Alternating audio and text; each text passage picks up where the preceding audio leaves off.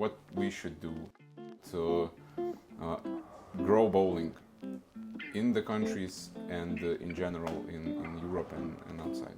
To get like other countries to come and look at the Swedish playoffs would be like amazing. They would get another picture of what it could be because. So we are here at the Olympia Bowling Center in Helsingborg, Sweden. Right upstairs we have Storm Lucky Larsen Masters taking place. And together with me I have Sweden's rising bowling star, or maybe I should already say a superstar, Nora Johansson. So Nora, thank you for joining me and talking with me. Yeah, thank you for letting me come. Of course. So right off the gates, this year for you has been amazing so far. It seems like every time that we cover some kind of international tournament, European tournament, your name is always at the top of the list.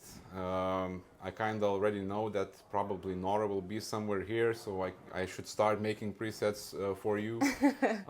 So the question here is simple.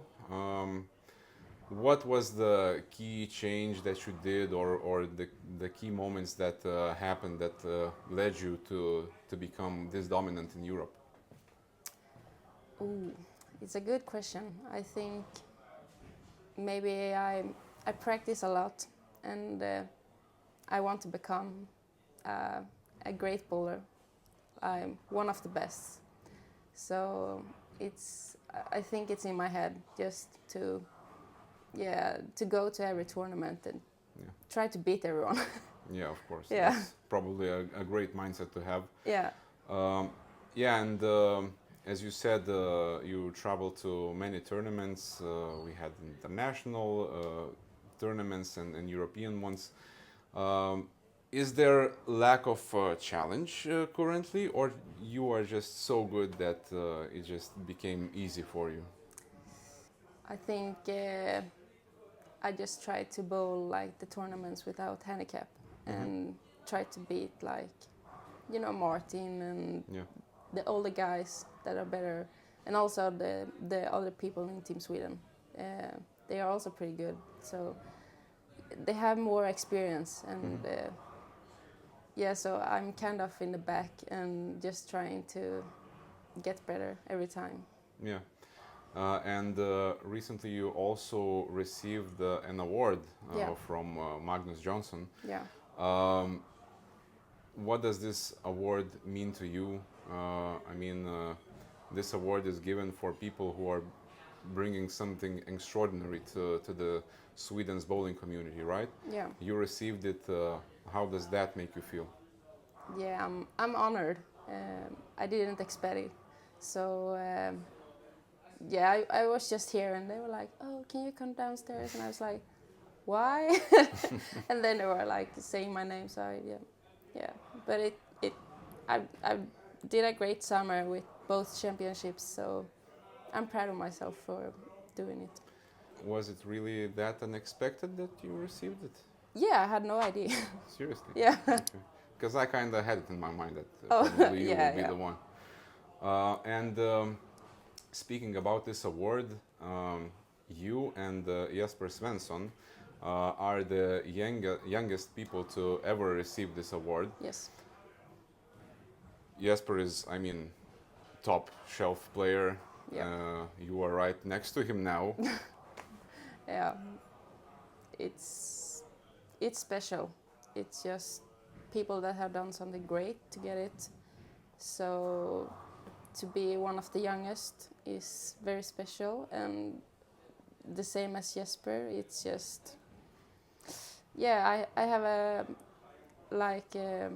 long time ahead with bowling and good bowling and everywhere in Europe and the States, so it feels great. Yeah, you mentioned you have a long career ahead of you. So what's next? What are the next steps for Nora? What are you planning to win? Yeah, I want to play the whole PWBA tour. Yeah, but it's a hard step to be in the States all the time and to go over there and and also to play good and do everything like that. So, but it would be fun. I think it's manageable for you. Yeah. Yeah, and the next question, I guess, then is a life of a professional bowler in Europe, right? We in USA and in the States, we kind of get the picture what is happening in Europe. Maybe not so much. Yeah. It's not so talked about. Can you like share what is the life of a professional bowler in Europe? How is it? I mean, almost every one of the bowlers in Sweden has a normal job, 9 to 5 or Yeah. 7 to 5. So everyone's working and then getting to the bowling alley late, and we all just practicing together here at Olympia, and I think that's a great thing because you can let your mind go after bowling and do something else, and then when you get to bowling alley, you just do your practice and you do it good. Yeah, of course, normal jobs, 9 to 5s, then we go to bowling. How much time approximately do you spend in the bowling per week? If I have like competition in the weekends, I usually practice around maybe 2 to 4 times a week, depending on what I'm practicing for. Yeah. And maybe 1 hour to maybe 3 hours, depends on what I'm practicing. If I'm practicing like one-step approach or just release or something like that. So it's different, and it's different like in all of the months, because sometimes I'm just bowling tournaments all the time. So there's almost no place for practice. And it's very nice that you mentioned the tournaments and things. So basically, in Sweden, from outsiders' perspective, it looks like the bowling level here is like just in another class compared to different countries in Europe. Could you expand more about this? Is it really like this, like I just mentioned, like Sweden is top tier, or do you still see like things that should be improved and stuff like that? Yeah, there's always place for improvements, but I think a lot of the bowlers in Sweden just have the mindset of I'm gonna be good, I'm gonna be maybe one of the best, and you're willing to put down the time to become what you want to become. So, and practicing, I always practice here at Olympia with my friends in Team Sweden, so we get each other to another level all the time. And you also have a league in Sweden, right? Yeah. I remember there were lots of pictures going around from the finals, I think, with lots of people, lots of emotions. Can you just quickly explain what's happening there? How many teams? What's the format? And what's the emotion?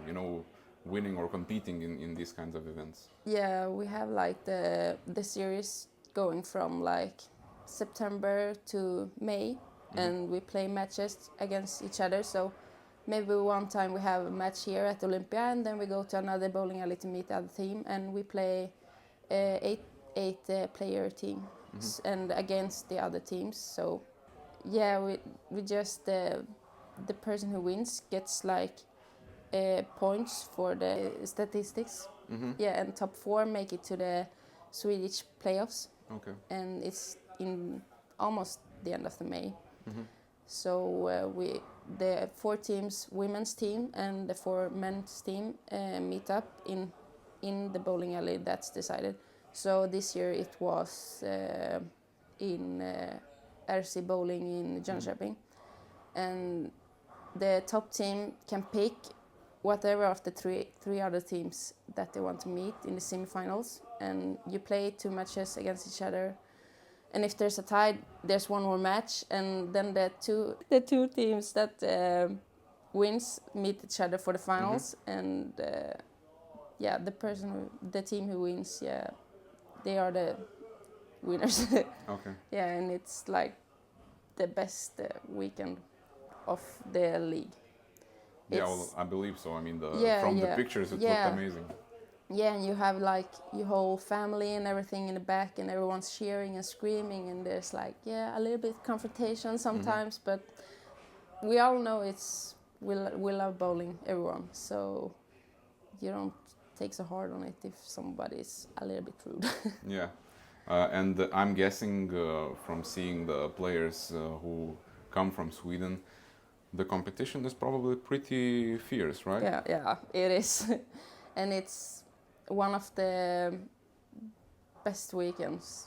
I think everyone in Sweden can say that has played in it. What do you think? Like, I believe other countries and players from outside seeing what you have here probably wonder like, why don't we have Yeah. this in our country, right? What do you think other countries are lacking? Like, what we should do? I don't know, to grow bowling in the countries and in general in Europe and outside. Yeah, it's hard. In Sweden, it's hard to recruit young players because they always leave for like another sport. So I think we have to get it more interesting. Like the Swedish playoffs, it's a great merchandise for bowling, and just to get like other countries to come and look at the Swedish playoffs would be like amazing. They would get another picture of what it could be, because some countries have some like some playoffs or tournaments or something like that, but it's not the same. Yeah. Everyone that comes and plays in Sweden is like, oh my god, what is this? Why don't we have it? Exactly. Yeah, but it's hard to just change something in another country, so maybe sometime. Yeah, I hope so. I mean, Yeah. we can only hope. Yeah. Yeah, so I have one final question for you. Yeah. So, seeing all the players here, of course, a lot of great names come from this country, and you probably know them personally. Yeah. So my question is, could you name like one person who impacted your game and your life when it comes to bowling the most? That's a great question. I think it's he's not here. He's a little bit older. He's Christer Danielsson. He's a former player of Sweden. Okay. And it's where I grew up and learned how to bowl, and he was always just like, oh, you should change to two-handed, and I was like, okay, I do it, and I did it, and he coached me, and yeah, I think that's the person who probably got me to stay in bowling, because I've done other sports too. Okay. Yeah. So we appreciate him very much if his advice and his support made you right now. Yeah. And it's great. So thank you, Nora. Yeah. It was a pleasure talking to you. I hope, I mean, we all hope to see you soon in PWA and then winning all the trophies there are. And good luck in the Storm Lucky Larsen Masters. Thank you. Hopefully you win, fingers crossed. Yeah, hope so. Yeah, and thank you. Thank you. Thank you for watching this video. But who do you think you are? Seriously, not to follow the BowlingLife channel? Come on, hit that subscribe button, hit that notification bell, and stay in the action.